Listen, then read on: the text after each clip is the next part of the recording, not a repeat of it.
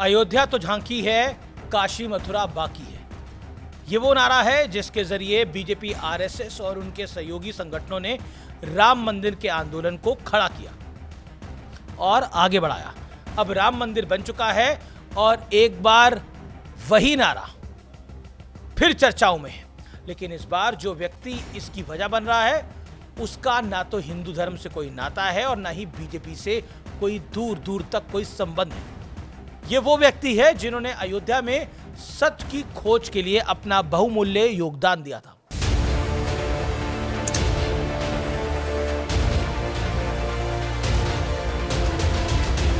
नमस्कार व्यूअर्स, मैं हूं अमीश देवगन। सत्य और तथ्य में आज बात होगी असली सेक्युलरिज्म की। वो साल 1976 था और अयोध्या में उस दौर के विवादित स्थल की एएसआई ने खुदाई की थी। के मोहम्मद उस टीम के सदस्य थे।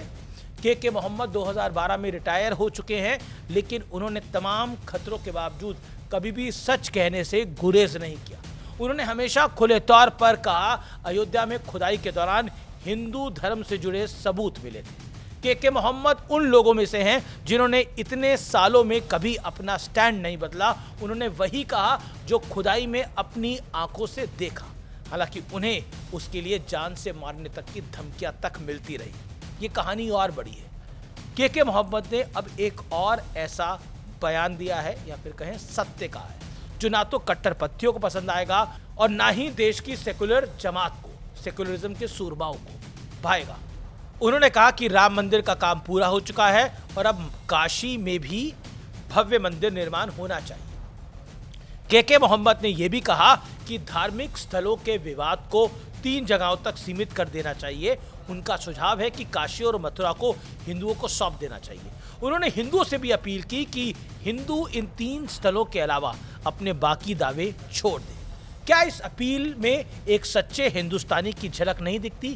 क्या ये बयान सच्चे सेक्युलरिज्म की सटीक परिभाषा बयान नहीं करता? एक मुसलमान अधिकारी एएसआई की खुदाई के आधार पर सच बोल रहा है, सत्य बोल रहा है, तथ्य के साथ बोल रहा है और एक ऐसी अपील कर रहा है जिसमें सिर्फ और सिर्फ न्याय की आवाज सुनाई देती है। वरना तो कुछ लोग ऐसे हैं जो सेक्युलरिज्म के नाम पर संविधान की शपथ लेते हैं और खुद को एक धर्म की पार्टी होने का खुलेआम ऐलान कर देते हैं। मैं तेलंगाना के सीएम रेवंत रेड्डी की बात कर रहा हूं। कुछ दिन पहले उन्होंने कहा था कांग्रेस मुसलमानों की है और मुसलमान कांग्रेस के हैं। वही रेवंत रेड्डी अब हिंदू देवताओं के खिलाफ बयान दे रहे हैं। उन्होंने क्या कहा, आप खुद ही सुनिए। హిందువులలో ఎన్ని దేవతలు ఉండ్రు? ఎంతమంది దేవుళ్ళు? 3 కోట్లు ఉండ్రా? ఎందుకున్నాయి?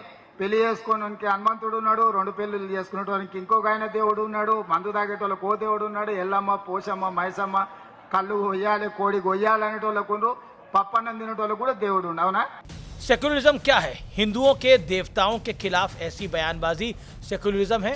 खुद को मुसलमानों का बताना सेक्युलरिज्म है? अगर ये सेक्युलरिज्म है तो फिर सांप्रदायिकता क्या होगी?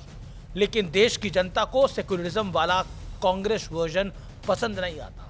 चुनाव दर चुनाव में देश की जनता नेताओं को खरी खरी सीख दे रही है, लेकिन आदत पुरानी है। शायद इसलिए विपक्ष या तो इसे छोड़ नहीं पा रहा है या फिर एक वर्ग के सहारे पुराने दिनों का इंतजार में बैठा है। शायद कुछ हो जाएगा।